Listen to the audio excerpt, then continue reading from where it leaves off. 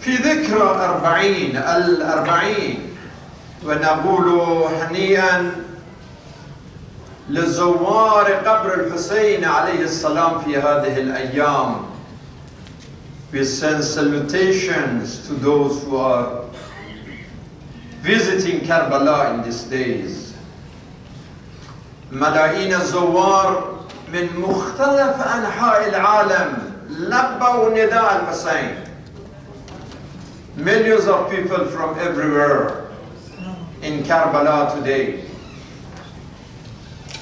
لبوا نداء هل من ناصر ينصرني وهل من معين يعينني. يسيرون مئات الكيلومترات على الأقدام في الليل في النهار، وهم يخاطرون بأرواحهم في مواجهة الإرهاب والقوات التكفيرية. They are risking their lives while they are walking on their feet, ignoring the threats of the takfiris and terrorists. And they are saying, لو قطعوا أرجلنا واليدين نأتيك زحفا سيدي يا حسين. لبيك يا Hussein, from all those millions of people who are facing the shrine of Hussein and the martyrs of Karbala. These days نسأل الله لهم قبول الزيارة والعودة إلى أوطانهم سالمين غانمين إن شاء الله. We wish the marchers of Karbala a safe ziyarah and a safe return home. This is, brothers and sisters, the biggest international demonstration of determination and dedication of love for the Prophet and his family, peace be upon them. Love for Rayhanatul Nabi, Sayyid Shabab Ahl al-Jannah, Sibtul Nabi, Safinatul Najat. They are expressing their love for this beautiful fruit of Shajaratul Nubuwwah, the blessed tree of Ahlul Bayt. This Arba'een reminds us that 1400 years ago,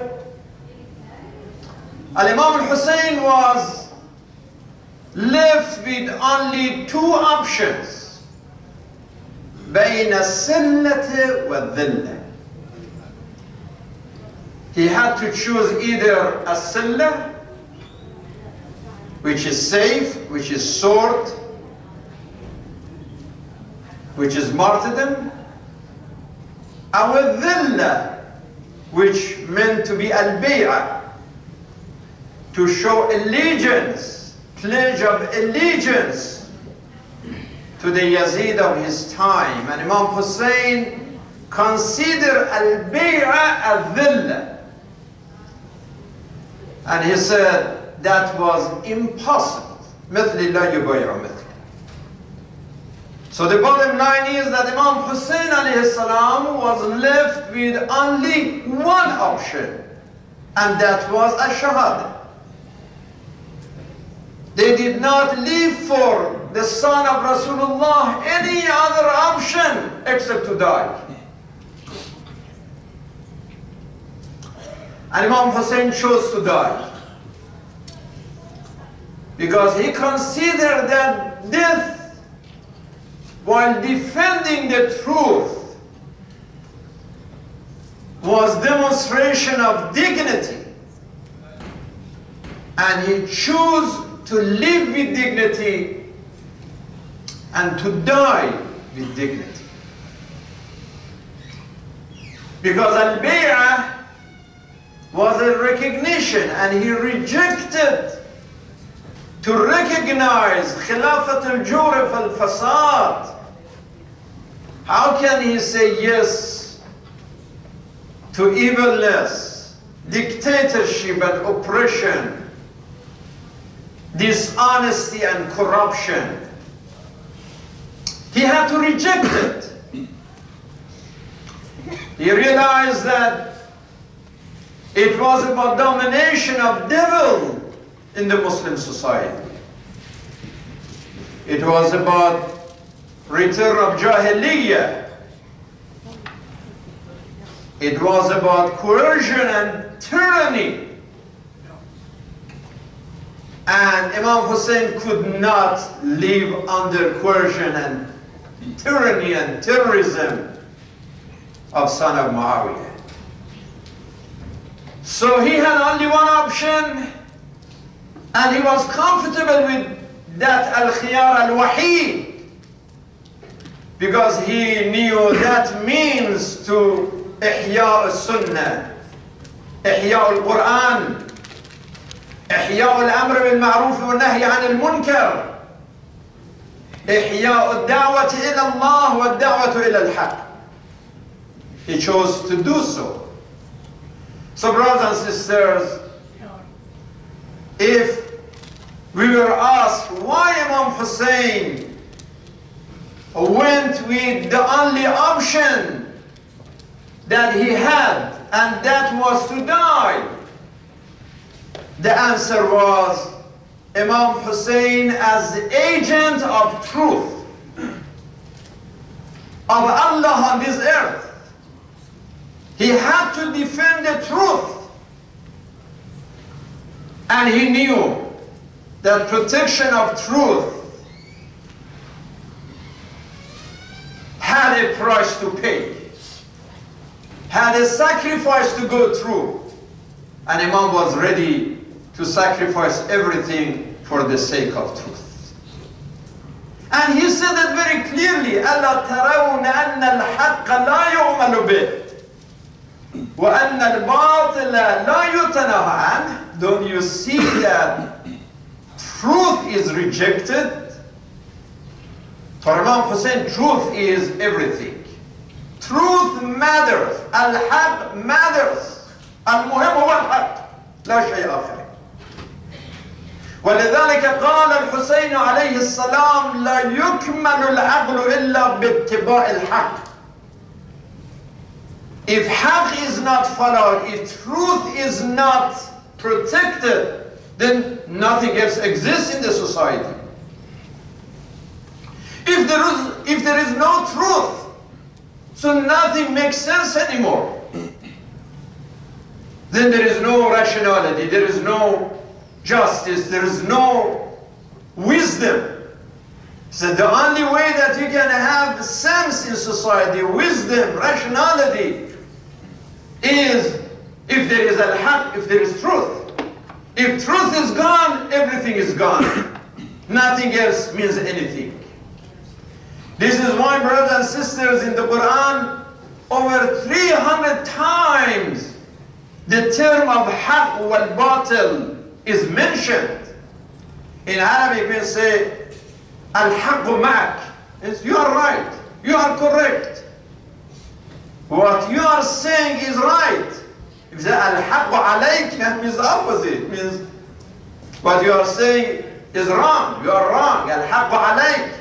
You are standing against the truth. And Allah subhanahu wa ta'ala is the center of truth. ذلك بأن الله هو الحق وأن ما يدعون من دونه الباطل. The central truth is Allah subhanahu wa ta'ala. قل يا أيها الناس قد جاءكم الحق من ربكم فمن اهتدى فإنما يهتدي لنفسه. God is truth, and whatever He says is truth. And if people followed al-haq, the truth, then they are the winners. They benefit. وَالْوَزْنُ يَوْمَئِذٍ الْحَقِّ فَمَنْ ثَقُلَتْ مَوَازِينُهُ فَأُولَٰئِكَ هُمُ الْمُفْلِحُونَ. On the day of judgment, the only thing that has weight, that you can count on it, is al-haq. Only truth has weight. Everything else is nonsense. Everything is nothing. has no weight, no credibility. The only weight and credibility coming through al-haq. And we know, brothers and sisters, it's very hard sometimes for some people to recognize al-haq wal-batil, what is right and what is wrong. The entire religion is about right and wrong, right?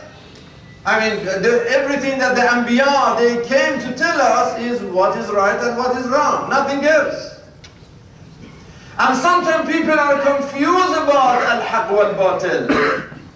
This is why Rasul alayhi salatu wasalam in his time, he realized this confusion when he said, Aliyyun ma'al haq wal haq ma'a aliyin haytha mudar.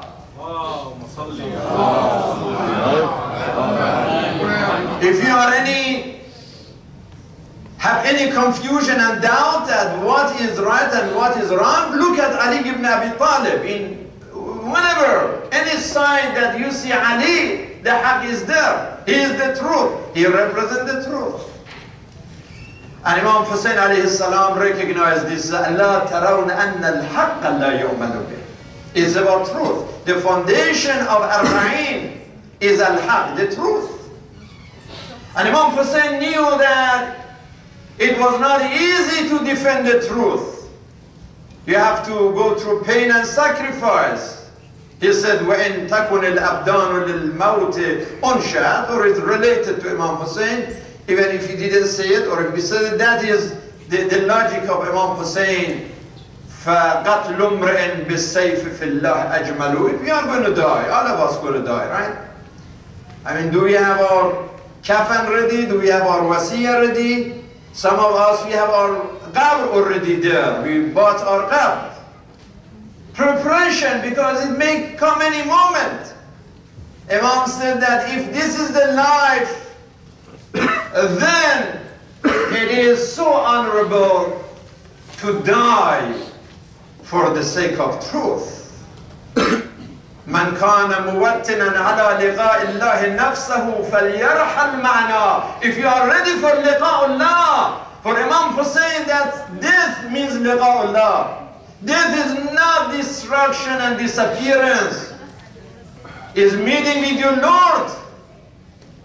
And for that everything is understandable for Imam. He said, هَوَّنَ مَا نَزَلَ بِي أَنَّهُ بَعَيْنِ اللَّهِ. Even when that baby Ali al-Asghar was targeted and he was bleeding, Imam Hussein said, I can take it because I know Allah is watching. The truth is observing what is going on. صَبْرًا لَكُمْ يَا بَنِي الْكِرَامِ إِنَّمَا يُوَفَّى الصَّابِرُونَ أَجْرَهُمْ بِغَيْرِ حِسَابٍ. You are going to be rewarded for your patience. So the word al-haq and truth is just moving the entire movement of Karbala, navigating this caravan with that point, al-haq. When Ali al-Akbar heard that Imam Hussein was saying that I saw in my dream that al-qawmu yasirun wal-manaya tasiru ilayhim, this caravan is marching while death is marching towards them. The only question that Ali al-Akbar raised was, أَوَلَسْنَا بِالْحَقِّ يَا أَبَتَى. Is this caravan, is this direction, is truth? Are we moving toward haqq? قال نعم. قال فإذا لا نبالي أوقعنا على الموت أو وقع الموت علينا. Doesn't matter. We are going toward death or death is coming toward us. If we are navigating with al-haq, the truth, it doesn't matter. So now questions for all of us, brothers and sisters. How can we turn our life to the life of Husseiniyin and Zainabiyin? I remember, Allah yarhamu, Dr. Shariati, more than 40 years ago, 45 years ago, he said, كونوا حسينيين أو زينبيين وإلا ستكونوا يزيديين. He said there are There are two options. The third option is wrong. Either you choose like Hussein, do sacrifice, or you choose like Zainab, you continue and complete the mission of Hussein. And if you are not following Hussein, neither you following Zainab, then the only thing left is Yazid. And we have a big Yazid in our time, and that is Muhammad bin Salman now. Right? That is our, now I turn to just how to relate that khutbah now to what is going on now. This is now the biggest Yazidi of our time. I was about to cry, brothers. I did cry yesterday when I read a report from United Nations. It was released just yesterday about the suffering of people in Yemen. This is exactly what the United Nations says, that Yemen facing the largest famine in decades if blockade is not lifted. Now they stop any communication from land, from sea, from the air. No connection with Yemen. Even the doctors of Without Borders, they cannot go to Yemen. Even the Red Cross cannot take medicine for chlorine, and those 500,000 people who are suffering from waba. They stop everything. Already 500,000 people suffering from waba. They know all of these things, and it still is shame that President Trump is supporting them. What kind of shame is this? I can say shame on the president, and it's good that we have freedom in this country. We can say that. You cannot say this in Saudi or anywhere else. But believe me, I would say it, even if we didn't have this freedom in this country, still I would say shame. Where is humanity? Where is dignity? What is going on? Now they hijacked a prime minister of other country. How can you hijack a prime minister? This guy, Saad al-Hariri, he was in the cabinet, with his government. Everything was normal. They called him that the king is going to see you. He took right away, he left Beirut, where he landed in Riyadh. Instead of being welcomed by the king, one of the reports that I was reading, he was welcomed with the police, cars of police around the airplane. And the first thing that they did, they got his mobile phone, and the mobile phone from people who were with them.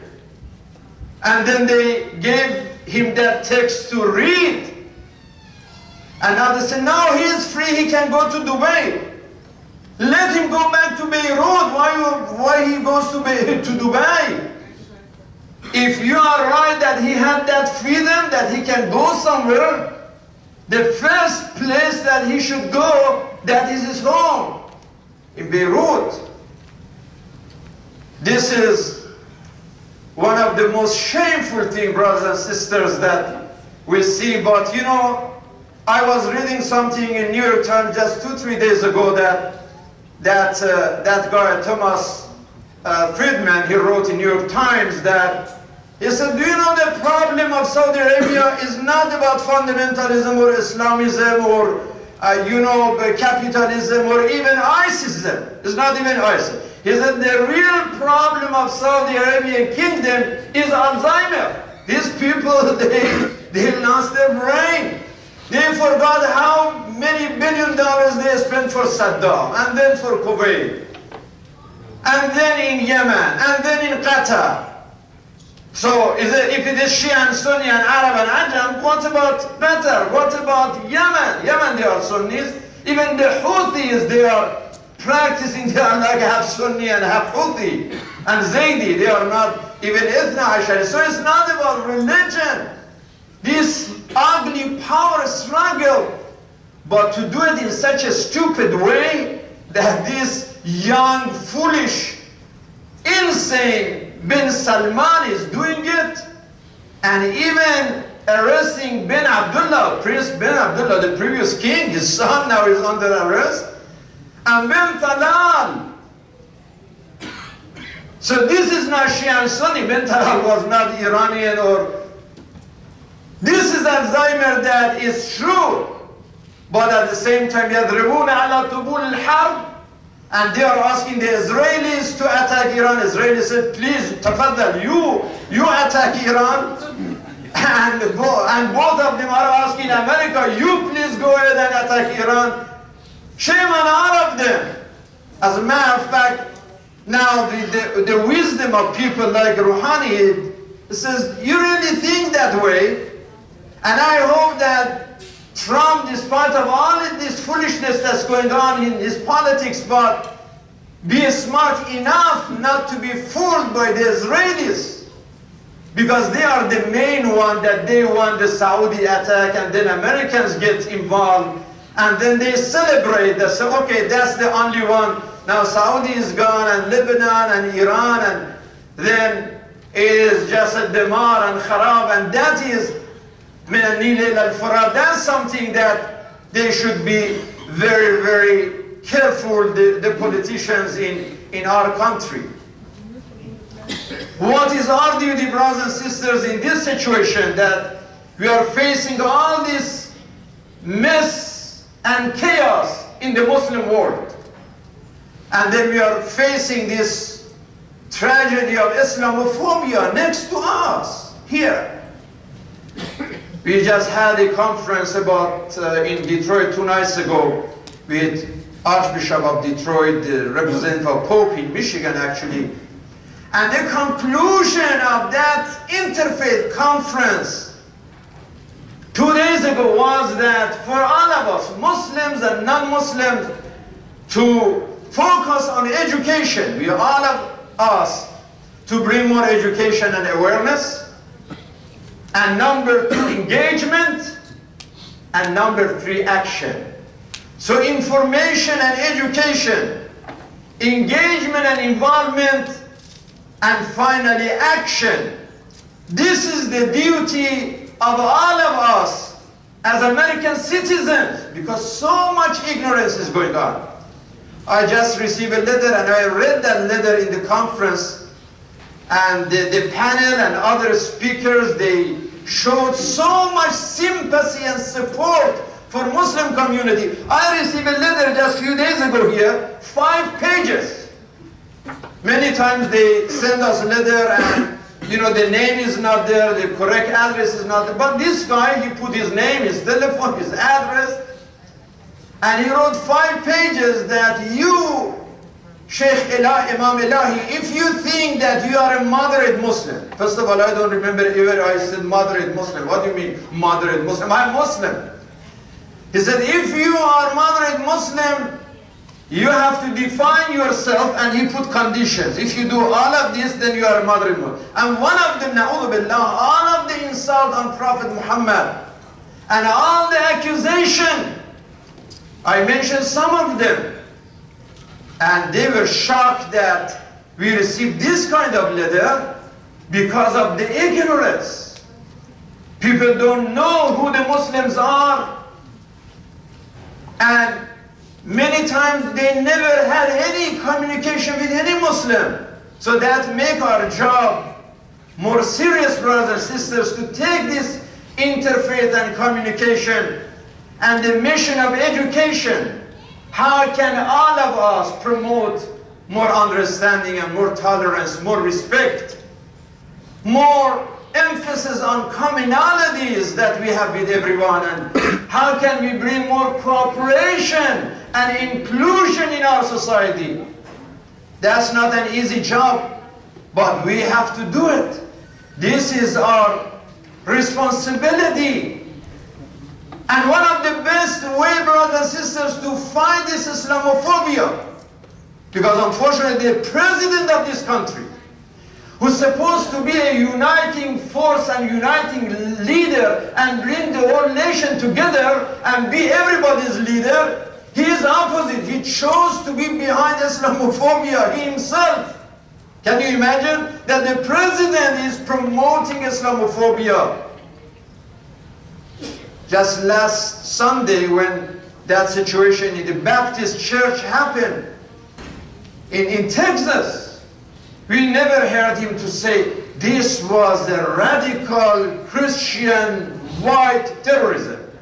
You remember how he used the same word? This is a radical Islamic terrorism. And then all of the forces of ignorance, they follow and repeat the same thing.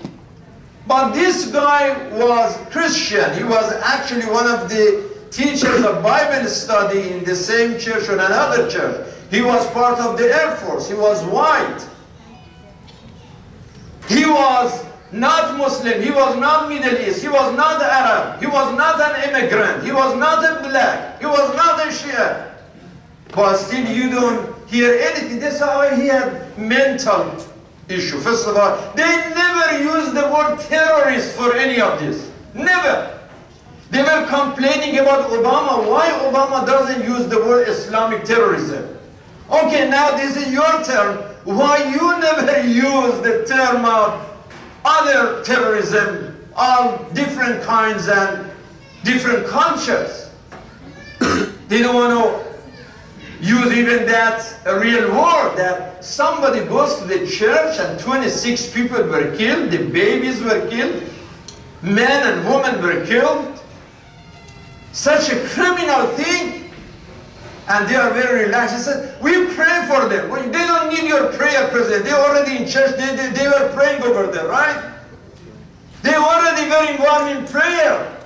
So what they are short of was not prayer, but action and protection and security and education. That is what people expect from the leader to do. But then we see that he is, as a matter of fact, motivating this sense of Islamophobia. So our job is to, in addition to education, involvement and action, and other things that's important for Muslim community, to be a good example. Good example. As families, as communities, it's shame to see that one of the biggest problems in our community be drugs. Why? We should be the best. Khair ummatan. We cannot be khair ummatan if one of the biggest issues in community is drugs or alcoholism or gambling or all of this confusion.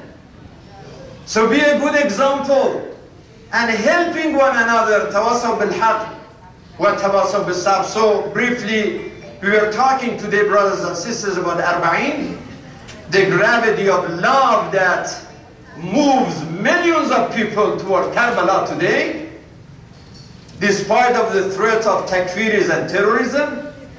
That is compassion for the caravan of Imam Hussein and caravan of Karbala. And the very fundamental and central motivation in the movement of Imam Hussein was al-haq. Allah tarawna al-haqqa la yu'malu bih.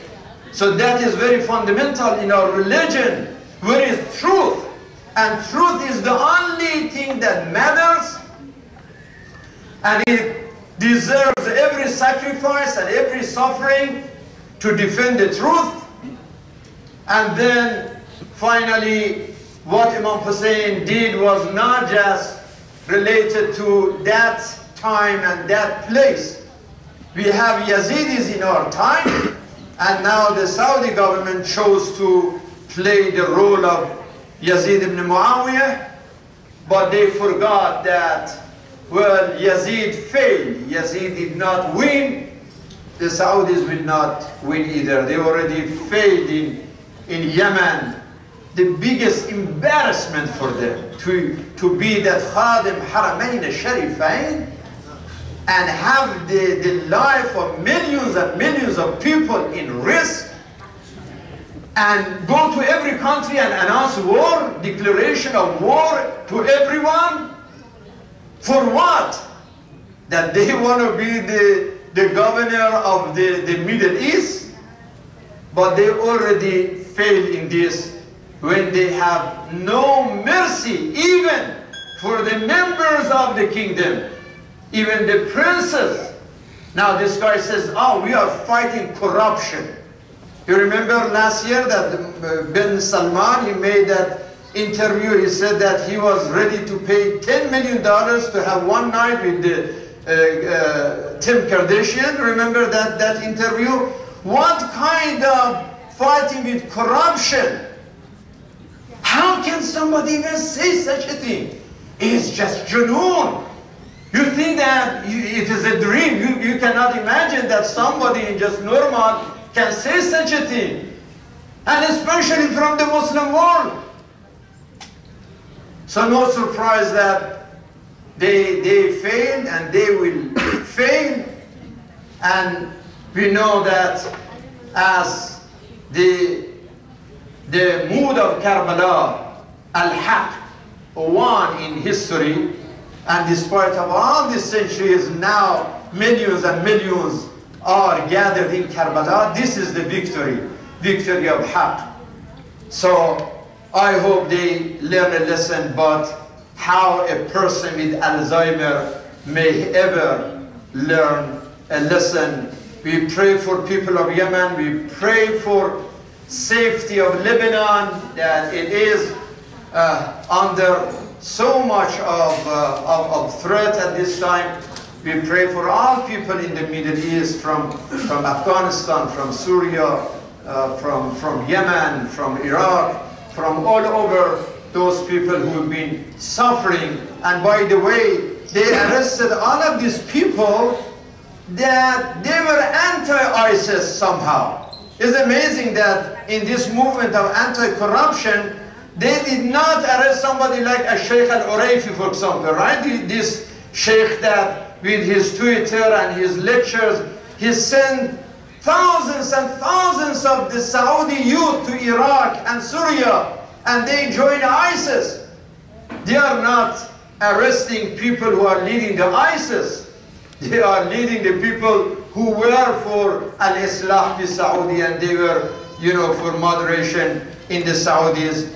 But we leave that for them, and we pray for peace and pray for justice and pray for the survival of Middle East from all of this axis of evil that they are gathered there to destroy the voice of resistance, the voice of justice, and the voice of freedom. Bismillah ar-Rahman ar-Rahim. والعصر إن الإنسان لفي خسر إلا الذين آمنوا وعملوا الصالحات واتواصوا بالحق واتواصوا بالصبر وإلى الصلاة إن الصلاة تنهى عن الفحشاء